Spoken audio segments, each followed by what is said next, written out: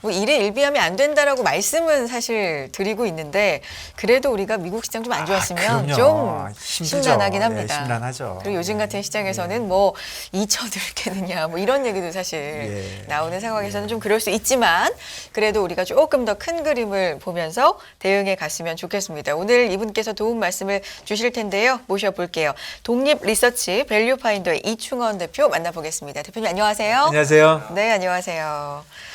이른 아침 감사드리고요. 네, 3분기 또 마지막 날 감사드립니다. 네, 4분기 유망 섹터 알아보도록 할 텐데 유망 섹터가 있습니까? 그러니까 유망 섹터 네. 이런 건가요? 남들보다 덜 빠지면 유망한 그러게요. 건가요? 지금 뭐 상황에서. 어쨌든, 예. 그런 것도 있고 아니면은 시장에서 전혀 관심을 갖지 않는 섹터가 될 수도 있을 것 같은데 아, 예.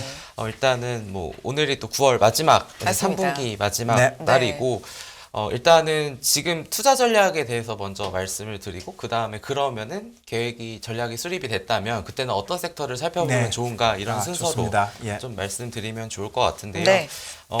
일단은 지금 증시의 상황이 굉장히 뭐 이미 앞에 나오신 분들이 다 말씀을 해주시긴 했지만 네. 특히나 글로벌 매크로 리스크에 노출이 돼 있는 그런 딱 상황인 것 같습니다. 그렇죠. 특히 제가 생각을 했을 때 가장 취약한 거, 특히 어제 증시 같은 경우에도 코스닥이 장중에 3%까지 상승을 했지만 그거를 이제 음봉으로 밀어서 마감이 된 이유는 결국은 외환 시장과 채권 시장의 영향이 특히 취약을 한다라는 부분으로 좀 보시면 좋을 것 같고, 근데 우리가 2020년도하고 지금하고 정반대의 상황인 게 그 당시에는 금리를 인하했고 유동성을 대폭 이제 완화시키는 시점이었는데 지금은 금리를 인상하고 유동성을 굉장히 줄이고 있는 그러한 시점인 거잖아요. 그래서 일단은 한번 좀 이 자료를 보면 좋을 네. 것 같은데 네. 얼마만큼 우리나라 지수가 원달러 환율에 취약한지를 알 수 있는 자료인데요. 네. 2021년 7월입니다. 코스피가 3,300까지 갔었을 때 달러는 1,129원이었었네요. 그리고 나서 완전히 이제 대칭 관계인 거죠. 9월 28일자로 보면은 코스피가 2169포인트인데 그날 마찬가지로 환율도 1441원까지 같이 상승을 했던 모습이었습니다. 그리고 투자자 예탁금 추이를 보면은 올해 초가 한 71조 원 정도 있었는데 요거 1월 말에 변동이 큰 이유는 이때 LG 에너지 솔루션 상장이 네. 네. 이렇게 변동이 컸는데 지금 이제 51조 원대로 좀 52조 원까지 내려오면서 시장에 일단은 돈이 많이 없는 상황이고 그리고 코스피 월별 거래대금을 보시면은 이건 한국거래소 자료에서 가져왔는데 2021년 1월입니다. 마찬가지로 아까 말씀드린 것처럼 코스피가 3,300이었을 때 근데 그 이후로 계속해서 월별 거래대금이 감소하는 모습을 보여주고 있고 그리고 코스닥도 마찬가지로 작년 1월이 이제 가장 많았죠.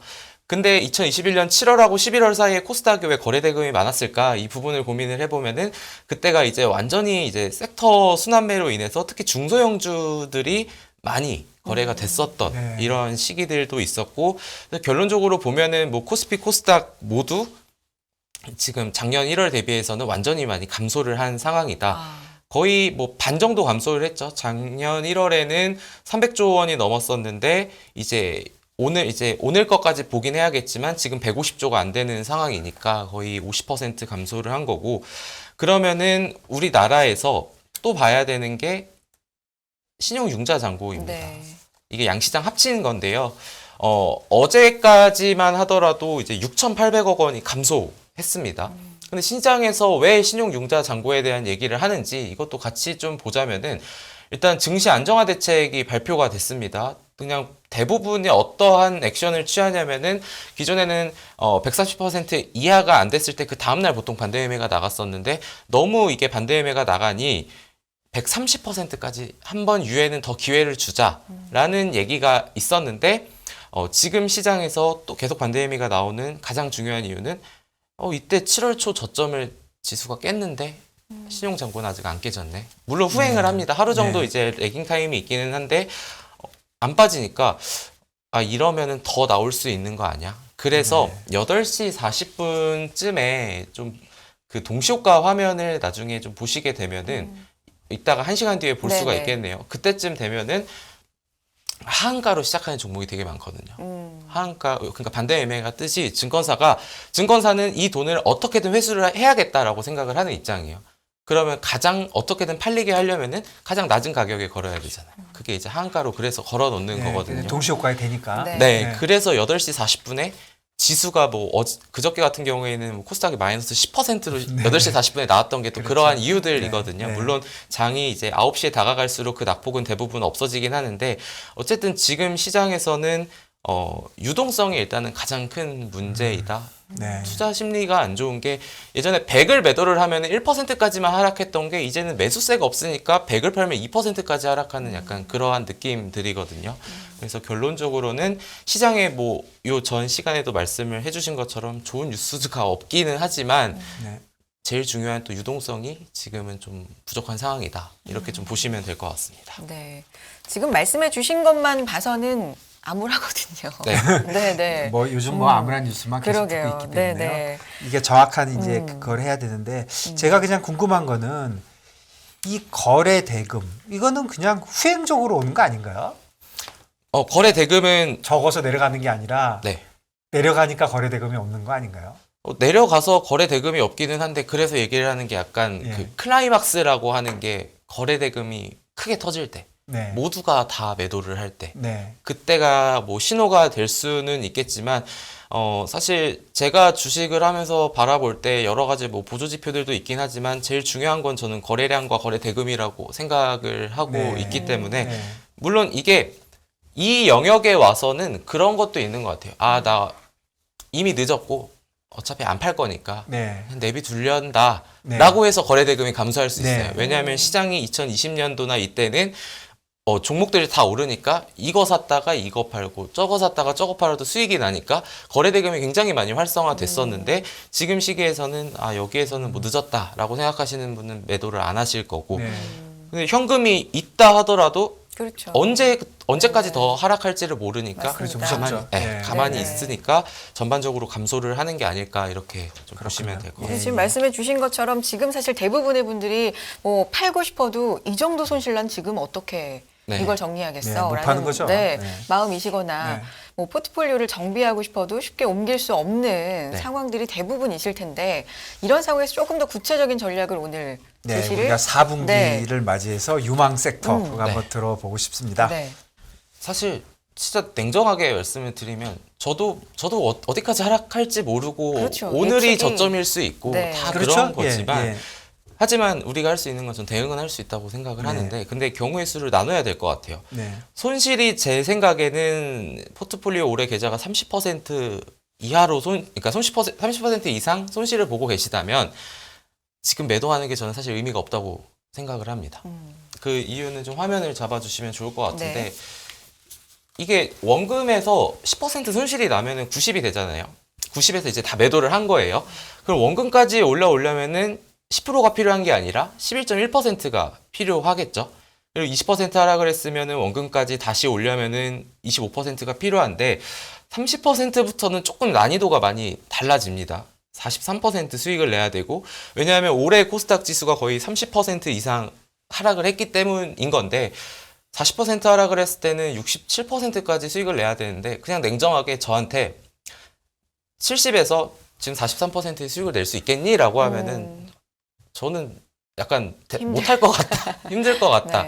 네. 지금 시점에서는 아까 말씀드린 것처럼 대부분 안 좋은 소식들이 대부분 많기 때문인데 이런 상태에서 손절을 한다라고 하면은 왜냐하면 제가 또 걱정을 하는 거는 이렇게 포기를 해서 매도를 했는데 그 다음부터 만약에 반등이 나온다라고 하면은 약간 되게 이게 정신적인 멘탈로 굉장히 힘들거든요. 그럼요. 네. 네, 그러다 보니까 지금 시점에 손실이 크다면은 손절을 하기에는 사실상 실익이 없다라고 저는 생각을 하고 있는 그런 상황이고 그러면은 포트폴리오를 리밸런싱하는 전략은 있을 수는 있겠죠. 그냥 가만히 있을 수는 그렇죠. 없으니까. 네. 그래서 예를 들면 제가 생각하는 거는 만약에 종목을 10개를 갖고 있다라고 하면은 한 5종목 쪽으로 압축을 하는 거는 저는 괜찮다라고 생각을 합니다. 종목을 압축해라. 네. 네. 이따가 뒤에서 섹터에 대해서도 말씀을 드리겠지만 근데 만약에 10종목이 있고 5종목으로 줄여라 라고 한다면 제 주변에 주식을 오래 하지 않은 친구들한테 물어봤을 때 대부분은 그러니까 수익 난 게 있고 손실 난 게 있다라고 그냥 딱 두 개로만 가정을 할게요. 5개가 수익이 나고 있고 5개가 손실이 나고 있는데 대부분의 제가 물어봤던 친구들은 5개 수익 난 걸 팔고 5개 손실 난 거를 더 사겠다. 100%입니다. 그렇게 그렇죠? 하는 거는. 네, 네. 뭐 그렇게 하지 않겠습니까? 네, 보통은 네. 왜냐하면은 저라도. 네. 수익 난 거는 팔기가 쉽거든요. 그렇죠. 네. 근데 이제 저도 이제 증권사에서 지점에서 이런 고객분들을 응대를 하고 제가 2018년도 때였으니까 그때도 코스피가 2,600포인트가 넘어서면서 그 이후에 2,000포인트가 깨졌었던 그러한 시절의 그런 기억들을 복기를 해보자면은 이게 생각하기 나름이에요. 컵에 물이 누구는 반이나 있네 하고 누구는 반밖에 없네 라고 하지만 제가 생각했을 때 왜 손실 난 거를 팔고 수익 난 걸로 가야 되냐라고 생각을 하는 이유는 지금 이렇게 시장이 좋지 않은데도 그 종목들은 버텼다라는 거거든요. 그러면 시장이 다시 돌아선다라는 가정을 하게 되면은 가장 강했던 종목들이 더 강하게 올라갈 수 있다. 그러니까 우리가 이제 주식을 할 때 항상 얘기를 하는 게 뭐 태조 이방원 같은 이런 주도 네. 섹터를 우리가 많이 얘기를 하는 이유가 제가 생각했을 때는 그런 쪽에 있고 우리가 흔히 테마주들을 매매를 할 때 대장주를 매매해라라는 얘기를 많이 하잖아요. 네. 대장주를 왜 매매를 해야 되냐라고 보면은 상승할 때 가장 강하게 상승하고요. 하락할 때 가장 덜 하락하기 때문이거든요. 네. 그래서 저는 그동안에 아마 아까 그 5개 가정에서 그 수익이 났던 전자의 경우에는 아마 주도 섹터일 가능성이 굉장히 높습니다. 그러니까 그런 종목들이 지금 뭐 코스피 코스닥이 연중 신저가에 위치해 있는 상황에서 다시 한번 반등이 나온다라고 했을 때에는 아마 이런 주도 섹터가 좀 더 강하게 상승이 나올 가능성이 있기 때문에 물론 제가 말씀드리는 거는 저도 알아요. 이론은 괜찮아요. 실행하기가 어려운 거지. 저도 그 부분을 알기 때문에 네. 제가 이렇게 해야 됩니다를 말씀드리는 게 아니라 본인의 투자 판단에 있어서 그런 것들이 가능하다라고 하면은 이렇게 해보시면 어떨까요? 라고 좀 제안을 드리는 개념으로 좀 받아주셨으면 좀 좋겠습니다. 알겠습니다. 네. 주도하는 종목이 시장이 돌아설 때 더 강하게 갈 수 있다. 그리고 버틸 때도 조금 더 하방 압력이 적다라는 것들 뭐 다 이해를 합니다만 네. 반대의 급부로는 싼 게 매력이 또 네. 있을 수 있잖아요. 많이 떨어진 것들. 그런 쪽은 어떠세요? 그 생각에 대해서는 네. 그게 그 회사의 주식의 가격이 싼 것이냐, 그 회사의 가치가 싼 것이냐는 좀 다른 얘기인 것 같거든요. 네. 물론 정말 좋은 회사고 뭐 요즘에 저평가 안 된 기업이 어딨냐라는 말씀들도 많이 하시지만 그래도 이 정도는 뭐 아니다라고 했을 때 그게 가치다, 밸류에이션이다라고 하면은 저는 동의를 하지만 단순하게 주식의 가격이 많이 하락했다라고 해서 많이 올라온다라는 거는 저는 상대적으로 네. 한계가 좀 있지 않을까. 그러면 결국은 이제 그 돌아선다고 가정을 하면 네. 네. 그 이제 유망한 섹터를 이제 골라야 되는 거죠. 그렇죠. 이제 결론으로. 많이 얘기하는 네. 주도주. 네. 예, 그런 쪽에서는 어떻게 보십니까? 일단 돌아선다고 일단 네. 가정을 하고 좀 쉽게 하려면 예. 네, 개인 투자자들마다 다 투자 성향이 다르기 네. 때문에 좀 나눠서 가져왔는데 첫 번째는 시장을 주도했던 섹터 중에서 우리가 태조이방원이라 얘기를 많이 했었잖아요. 네.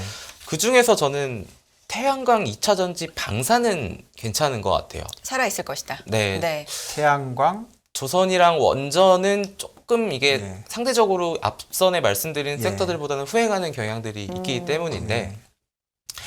지금 계속해서 또 노드스트림이 뭐 한기가 더 뭐 지연이 될 것이다 네, 이런 네. 얘기들이 나오면서 뭐 천연가스 가격이 재차 반등을 하는 또 이런 모습들인 상황에서 왜 우리가 이제 신재생 에너지라고 불리면은 순서를 생각을 해보면 태양광 다음이 풍력 그 다음이 원전이거든요. 그러니까 가장 빠르게 뭔가 우리 일상생활에 이렇게 세팅을 할 수 있는 섹터들이 그러니까 태양광이 제일 강했던 모습이었었고 뭐 이 시간이 종목을 얘기하는 시간은 아니지만 사실 저는 말씀드린 섹터의 종목들의 탐방을 다 대부분 다녀왔고 탐방을 다녀서 그 회사의 좋고 안 좋고를 판단하는 것도 있지만 가장 좋은 거는 그 업에 계신 분한테 그 업황이 어떤지를 듣는 게 가장 네. 또 유의미하거든요. 그런 시점에서 태양광 쪽에서는 우리가 알고 있는 가장 큰 두 회사 중에 한 곳은 올해부터는 미국향 매출이 본격적으로 발생을 할 거다라는 얘기들이 많이 나오고 있습니다. 그렇게 됐을 때 아까도 말씀을 해주셨지만 지금 달러가 또 너무 높은 가격에 강세를 보이고 네. 있잖아요. 그러면은 미국 쪽으로 그게 판매가 됐을 때는 오히려 실적에 따른 수혜, 환차익까지도 가능하다라는 점들을 했을 때는 태양광 쪽도 나쁘지 않은 그런 상황이고 네. 그리고 2차 전지 요즘에는 이제 또 폐배터리가 많이 포함이 되어 있는데 네네. 2020년부터 21년까지 시장을 완전히 이끌었던 그리고 코스닥 같은 경우에도 시총 2, 3위까지 올라왔던 게 또 2차 전지, 소재 관련주들, 그리고 최근에 20위권으로 들어온 성일하이텍이나 뭐 이런 종목들까지도 보자면은 결국은 시장에서 상승을 주도했던 게 2차 전지. 그게 바로 주도주이지 않을까. 물론 이제 간밤에는 테슬라나 이런 리비안 같은 주가가 많이 하락을 네네. 했지만 뭐 일시적으로 꺾일 수는 있어도 시장 상승을 주도해왔던 메리트는 충분히 있다라고 생각을 해볼 수 있을 것 같고, 방산 같은 경우에는 이게 근데 방산이 꼭 방산에만 엮여 있는 게 아니라 우주항공화도 같이 요즘은. 하거든요. 네. 네. 근데 최근에 이슈가 됐었던 거는 러시아 우크라이나 이슈 반대 급부의 수혜로 또 폴란드가 우리나라에 이제 많은 계약을 체결을 하고 있죠. 최근에도 한국항공우주에 4조 원 규모의 공시가 나왔었고, 과거에 우리나라의 방선 이런 수출액들을 보면은 작년이 19.7조 원이었어요. 그때가 우리나라 역대 최대 수출 규모였는데 올해만 25조 원이 넘었거든요. 근데 그러한 부분들이 방산 업체뿐만이 아니라 방산과 관련된 사업을 영위하는 이런 뭐 하나 에어로스페이스나 한국항공우주나 그 아래에 있는 관련 기업, 스몰캡 기업들, 이런 기업들은 충분히 모멘텀이 계속해서 상존을 해 있기 때문에 추가적으로 시장이 돌아설 때 주도주로 좀 상대적으로 더 강하게 상승할 가능성이 있지 않을까, 좀 이렇게 생각은 하고 있습니다. 네. 태조 이방원 정말 시장이 어려울 때 시장을 좀 방어하고 네. 그야말로 좀 이끌었던 네. 그나마 네. 네. 그 말도 많았잖아요. 사실 저게 역사적인 네. 단어하고 좀 다르기 아, 때문에 맞죠. 태조이기 네네. 때문에 네. 그렇지만 시장에서는 태조 이방원 굉장히 뜨거운데 저 중에서 태양광, 2차전지, 방산은 살아 있을 것이다. 네. 네. 방산 쪽은 또 우주항공과 더불어서 그러면 낙폭 과대주도 지금 눈에 띄거든요. 이 부분도요. 그러니까 이게 뭐 저도 보다 보면은 네. 사실 올라가 있을 때 주가가 많이 상승해 있을 때는 사실 손이 안 나가는데 또 하락해 있으면 또 손이 상대적으로 잘 나가는 거잖아요. 근데 디스플레이 섹터는 사실 최근에 웬만하면은 어디에서도 얘기가 나오지 않는 그런 섹터. 많이 빠졌어요. 네. 네. 그리고 저는 사실 요즘에 제가 한 달에 한 10개에서 12개 정도의 스몰캡 기업 탐방을 다니는데 디스플레이 쪽도 최근에 좀 다니고 있거든요. 근데 왜 가냐면 일단 디스플레이 섹터가 양치기 소년의 이미지가 굉장히 강해요. 2016년, 17년도에 전방 업체들의 투자가 굉장히 크게 나오고 그 이후에 이렇다 할 투자들, 그 당시에 뭐 10조 원까지도 이제 1년에 투자를 했었는데 18, 19, 20, 21년도에는 2조 원에서 3조 원 규모의 투자밖에 나오지 않았었거든요. 근데 이제 이재용 부회장이 이제 사면을 하고 나왔고 삼성 디스플레이 대표도 최근에 기조연설에서 투자에 굉장히 좀 하겠다라는 의지를 좀 많이 네. 표현을 했었고, 그리고 애플이 계속해서 아이폰의 OLED 탑재 비중을 계속해서 늘리고 있어요. 네. 그리고 만약에 애플이 24, 25년도에 삼성과 마찬가지로 폴더블 같은 거를 만들려고 만약 목표를 한다면 지금 디스플레이 캐파로는 절대 만들 수가 없습니다. 네. 그러면은 투자를 해야 되는 거겠죠. 그럼 투자의 신호가 어디서 나올 거냐? 그럼 디스플레이 전공정 회사에서 먼저 나오게 될 수밖에 없습니다. 반도체랑 비슷한 거죠. 근데 이거를 또 말씀드리는 이유가 2016년도에 웬만한 스몰캡 디스플레이 관련 업체들이 주가가 2배에서 6배까지 상승을 했었거든요. 근데 양치기 소년이라고 했잖아요. 그게 언제 나올지 몰라요. 근데 우리가 컨셉을 잡아보는 거죠. 이걸 알고 기다리는 것과 모르고 기다리는 거는 또 다른 얘기가 될 네, 수 있기 그렇죠. 때문에 네. 이런 부분들도 한번 살펴보시면 좋지 않을까 이렇게 말씀을 드리겠습니다. 근데 애플이 또 증산 계획을 철회하는 네. 요즘은 그런 소식 때문에 또 관련 맞아요. LG그룹주라든지 주가도 타격을 좀 많이 받았잖아요. 네. 이런 부분에도 불구하고 낙폭과대라는 매력 그리고 또 언제 나올지 모르지만 그 좋은 소식을 기다리면서 매수할 만한 매력이 네, 모멘텀을 기다리고 시장에서 아무도 관심을 갖지 않고 그냥 제가 생각했을 때는 그래도 애플이 탑 브랜드, 글로벌 탑 브랜드의 이미지를 갖고 있는데 약간 폴더블 같은 걸 안 할까? 라는 그런 생각. 왜냐하면은 지금 시점에서 본다면은 디스플레이도 LCD TV가 지금 10년 만에 1년에 2억대 이하가 팔릴 거다. 근데 OLED TV 판매는 오히려 증가한다. 14% 전년 동기 대비해서. 근데 애플 같은 경우에는 그렇게 충성도 높은 고객들이 있는데 이 프리미엄 핸드폰을 만들어서 팔면은 오히려 회사 외형 성장에 있어서 어느 정도의 플러스 알파가 되지 않을까라는 가정을 한다면 결국은 근데 그러니까 2024, 25년을 말씀을 드린 게 그거를 만들려면 2, 3년 전에 미리 투자를 해야 된다라는 그런 근거가 있기 때문이거든요. 그래서 지금 시점에서는 그런 것조차 모두가 다 반영이 된 상황들이라는 점에 좀 뭐 그냥 간단하게 어제 애플 많이 빠지잖아요. 네. 뭐 이런 이슈 때문에 이런 애플이 이렇게 많이 빠지면 국내 시장의 섹터들은 어떻게 어디가 좋고 어디가 나쁜 겁니까? 일단은 뭐 아이폰 관련주라고 우리가 흔히 많이 알고 있는데 어제 시장과 오늘의 이런 뭐 애널리스트들의 코멘트를 아침에 좀 살펴보고 왔는데 좀 다르게 해석을 하는 것 같아요. 네. 첫 번째는 그동안 가장 어떻게든 끝까지 버텨왔었던 애플마저도 무너졌다. 그렇죠. 네. 근데 이 반대로 생각하는 게 이제 애플까지도 반영이 된 거다.